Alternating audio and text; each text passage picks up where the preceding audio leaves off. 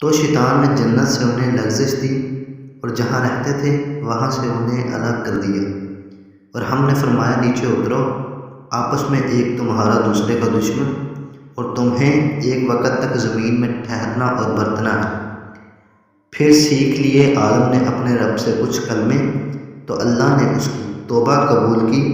بے شک وہی ہے سب توبہ قبول کرنے والا مہربان۔ ہم نے فرمایا تم سب جنت سے اتر جاؤ، پھر اگر تمہارے پاس میری طرف سے کوئی ہدایت آئے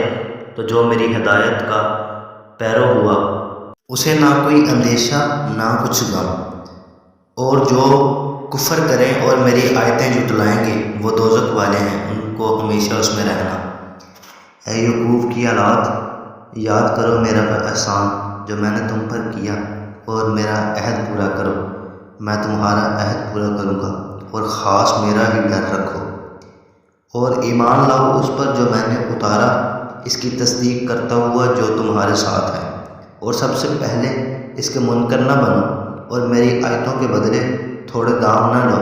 اور مجھے سے ڈرو، اور حق سے باطل کو نہ ملاؤ،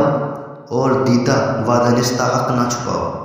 اور نماز قائم رکھو اور زکوٰۃ ادا کرو، اور رکوع کرنے والوں کے ساتھ رکوع کرو۔ کیا لوگوں کو برائی کا حکم دیتے ہو اور اپنی جانوں کو بھولتے ہو، حالانکہ تم کتاب پڑھتے ہو؟ تو کیا تمہیں عقل نہیں؟ اور صبر اور نماز سے مدد چاہو، اور بے شک نماز ضرور باری ہے مگر ان پر جو دل سے میری طرف جھکتے ہیں، جنہیں یقین ہے کہ انہیں اپنے رب سے ملنا اور اسی کی طرف پھرنا ہے۔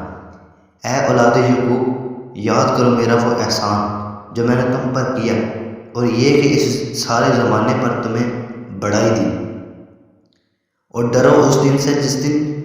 کوئی جان دوسرے کا بدلہ نہ ہو سکے گی، اور نہ کافر کے لیے کوئی سفارش مانی جائے گی، اور نہ کچھ لے کر اس کی جان چھوڑی جائے گی، اور نہ ان کی مدد ہو۔